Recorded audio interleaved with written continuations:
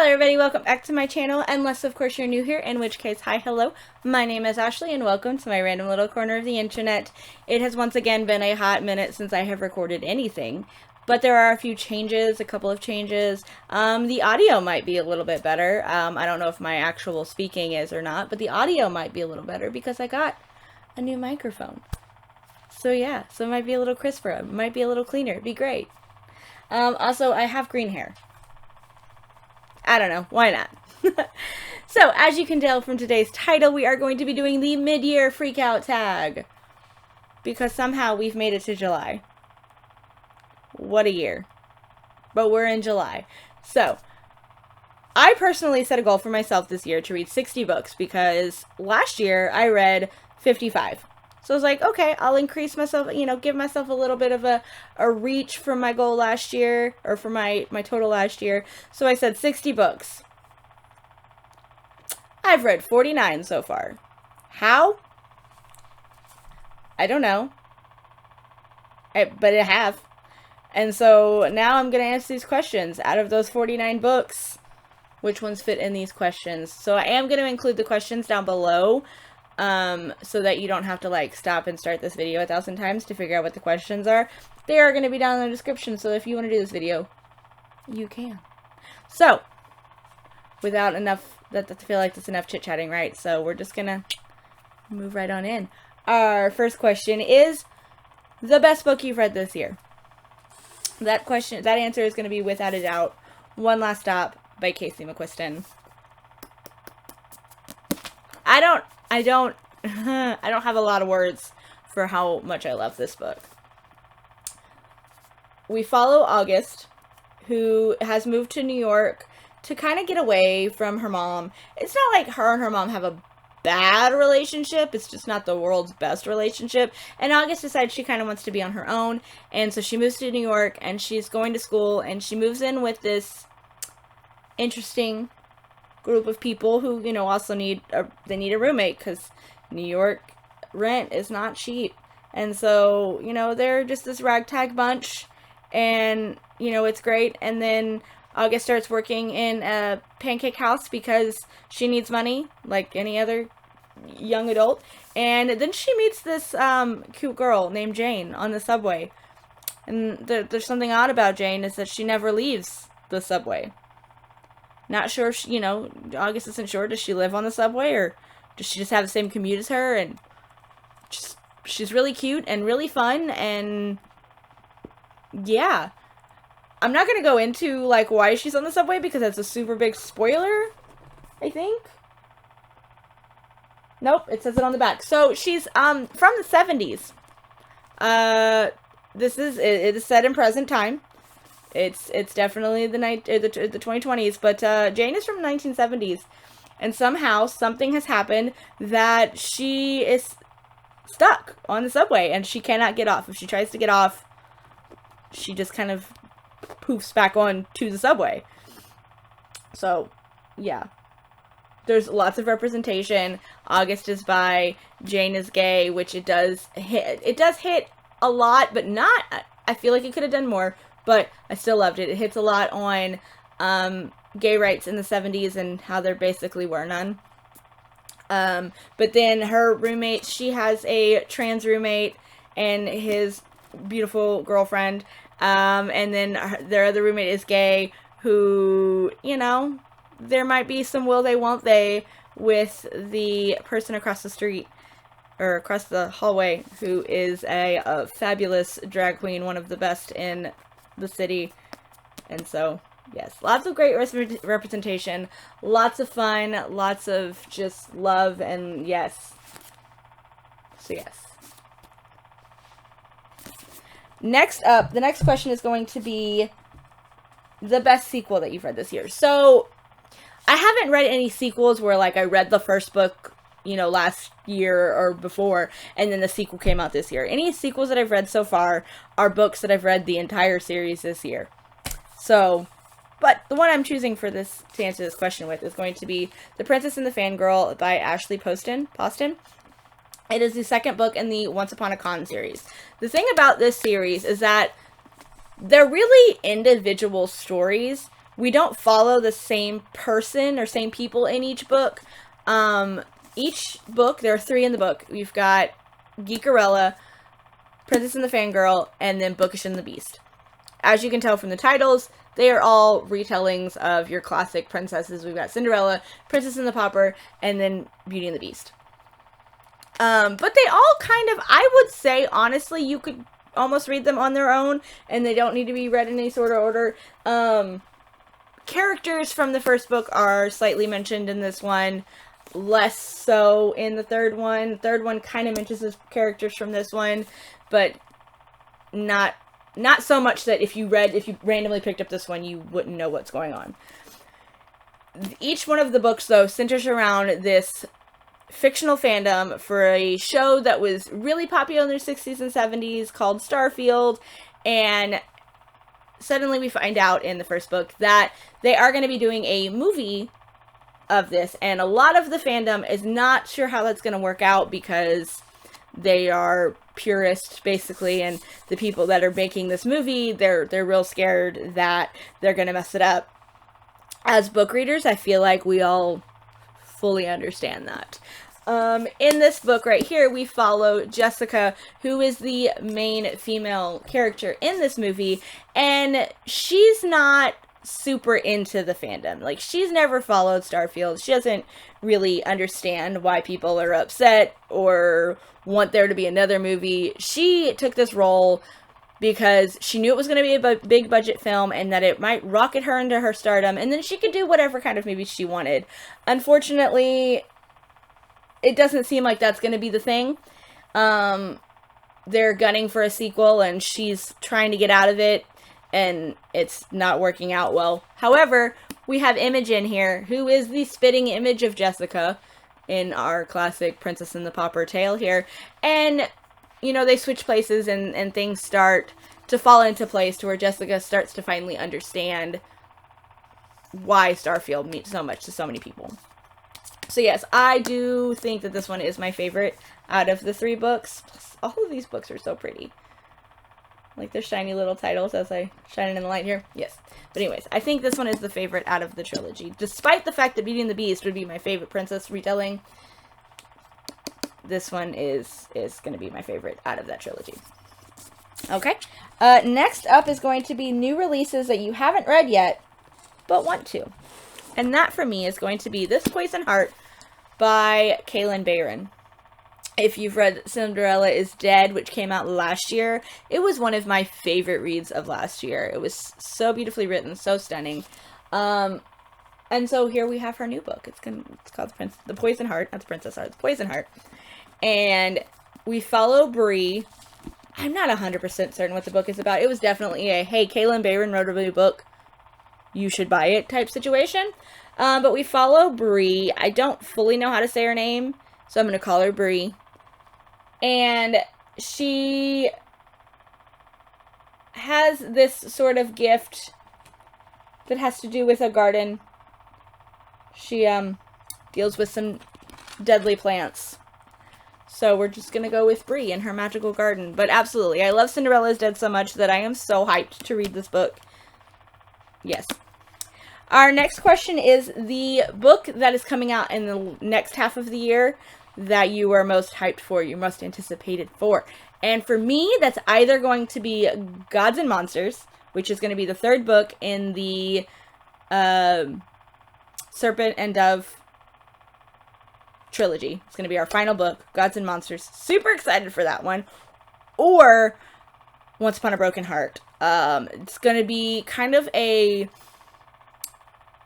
Stephanie Garber has said it's going to be in the same world as Caraval, but it is not the 4th book in the series. It is a brand new book on its own, although there might be more after it, but we don't know yet. Anyways, but it is set in the same world as Caraval, and I am so excited. I already have that one pre-ordered.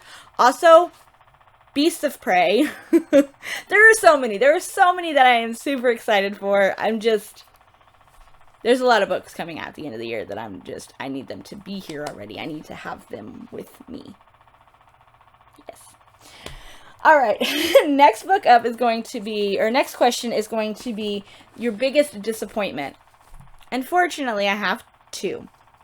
Now, neither one of these books are bad books. They nowhere near the worst books that I've ever read. However, I think I hyped them up so much, and that they were hyped up so much for me, that they kind of fell short of expectation. So the first one is going to be Fable. I love a good pirate story, for certain. And I listened to this one on audio, and I don't know, it was just kind of meh. Do I still want to read Namesake? Absolutely. Because, I don't know, it could just completely turn the whole story around, and I love it. I don't know. But I don't know, I can't even put into words why it fell short. It did. It was not everything that I'd hyped it up to be. The other one is going to be These Violent Delights by Chloe Gong. Somehow I hyped this up for myself. I cannot stand the Romeo and Juliet story. I'm sorry. I can't. I've never been a fan. And this book was marketed as a 1920s retelling of Romeo and Juliet. So I shouldn't have hyped it up for myself. But I did. And so I was so excited to read it. And I'm like, I love historical fictions. I love books set, especially books set in the 20s. I love the style. I love the storytelling. But there was just something about it. I almost DNF'd it. I almost did not finish this book. But I refused to DNF because you never know. Something at the end could happen that just turns everything around. And it did. I don't know. We'll go like right here-ish. The last couple of chapters made it to be that I want to read the sequel. Like, I want to know what's going to happen. But other than that, I'm glad I made myself finish it, basically. But I almost didn't. Next question is going to be your biggest surprise. Now, nothing on my list was like, I didn't have expectations for it and it blew me away. Or, well, okay, let me rephrase that. I didn't have anything that was like so life-changing. Or I hated it.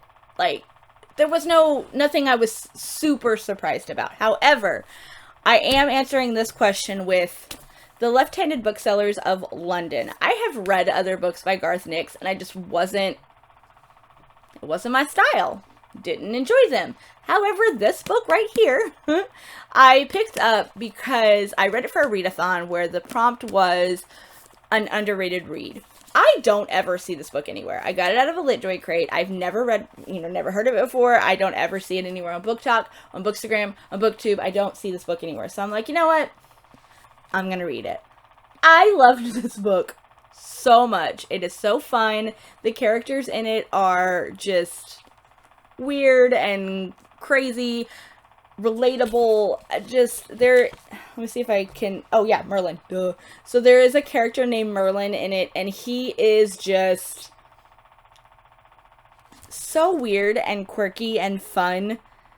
He's supposed to be this like badass fighter, and he is. It's just, you kind of just want to be his best friend. And then our main character, Susan, I didn't care much for the main character, but Merlin is the one that sold it for me. So yes. So I was surprised because I didn't like any of his other books. I loved this one. There we go. Next up is new favorite author. Now that could be an author that is new to you or just new in general. I'm going to go with Maggie Stiefvater on this one. This is purely based on the fact that I read all of the Raven Cycle this year and I adore it. I absolutely love it. Every single character I connected with, and I want to be in that friend group kind of thing. Yeah. I haven't read any of her other books yet.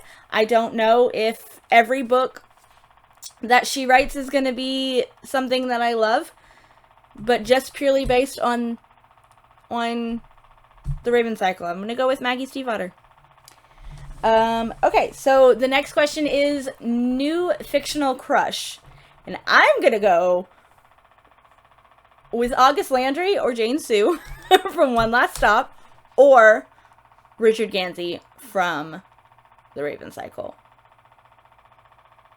Yeah, that's all there is to that. So, my newest favorite character, however, which is our next question, is going to be Decca from the Gilded Ones. In this world, women are considered property. They have very little, can't do anything. They can't do anything. They have to keep themselves covered up at all times. After the age of, like, 12, 13, 14. The age is never really established. They're not allowed to use sharp objects so that they don't bleed. For obvious reasons, they have to be younger.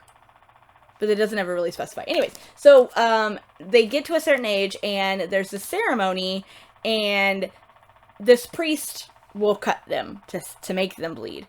And if their blood runs red, then they are pure, and they get to live in their village and move on with their life and just live a normal life. However, if they bleed gold, that's not okay, and they are found to be half demon.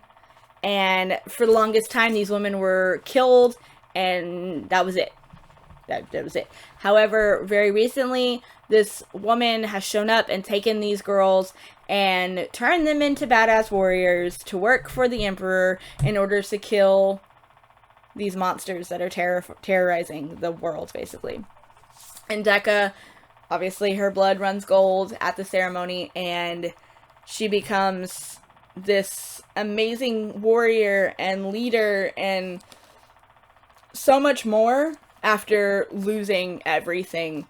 And I cannot wait. The sequel has been announced that it will be out in April, and it's called The Merciless Ones, and I need it now. So good. I love her so much. Yes. Okay, the next one is a book that made you cry, and I'm going to go with Last Night at the Telegraph Club by Melinda Lowe. This book gave me so many emotions that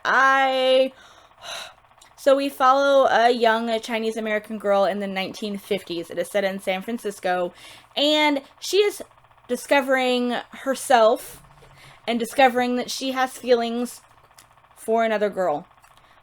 She's coming to terms with that she may be gay, and she lives in a very traditional family in the 1950s. That's not okay. Like, her family is not okay with that, and she doesn't know how to handle that. She doesn't want to disappoint her family, but then also she wants to still be true to herself. And she makes some new friends due to this new girl that understand what she's going through, because they've also gone through it themselves, obviously. There's just a lot of emotion. You got really attached to them, and a lot of heartbreak, a lot of hopefulness.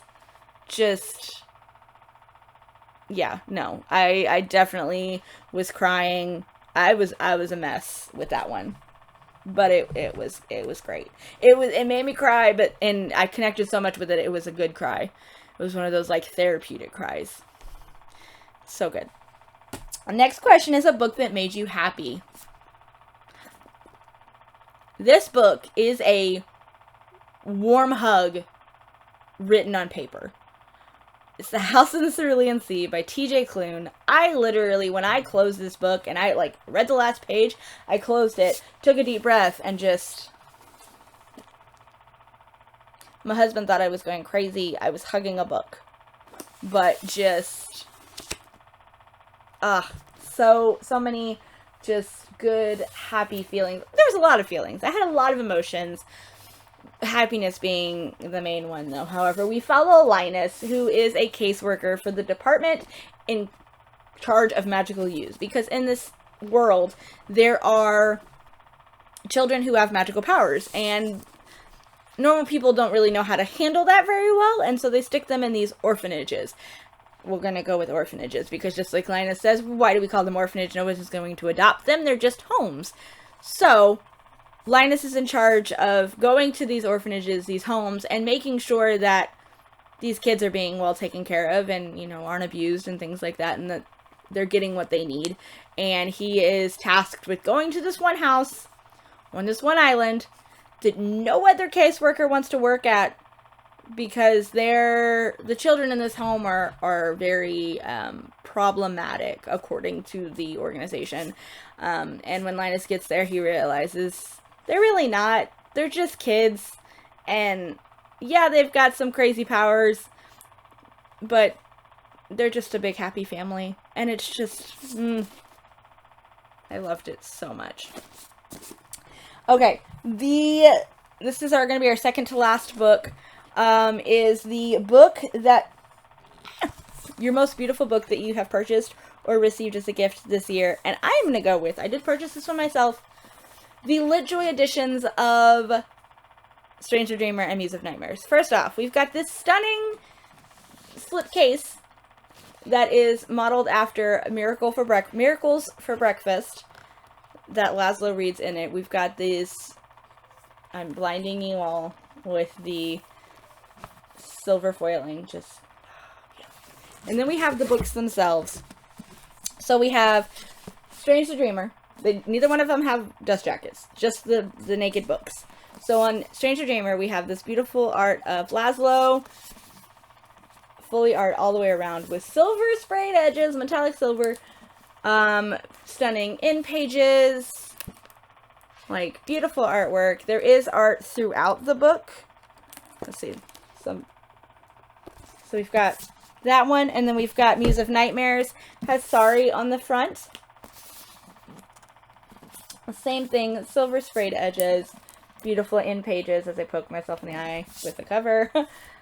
just these books are the most beautiful books I've ever seen. Just don't even look at me, just look at the books. So stunning. Absolutely. Alrighty, and then our last question is going to be the book that you want to make sure that you read this year. There are so many. However, I'm going to go with The Starless Sea by Erin Morgenstern. I have been saying that I'm going to read this book for so long. The Night Circus is my all-time favorite book, and the thing is that I've heard that you're either going to love this book or you're going to hate it. Very similar to The Night Circus. I've never really heard an in-between, like oh, it's okay. Like, I've either heard, oh, I love this book, or I couldn't stand it. But I've also heard that if it's a book for book lovers. So I love The Night Circus. I really want to read this one, so yes. But that's going to wrap up this video. And so I will leave you with, put down in the comments what your most anticipated book for the second half of the year is going to be. Are you going to read Gods and Monsters? Are you going to read Once Upon a Broken Heart?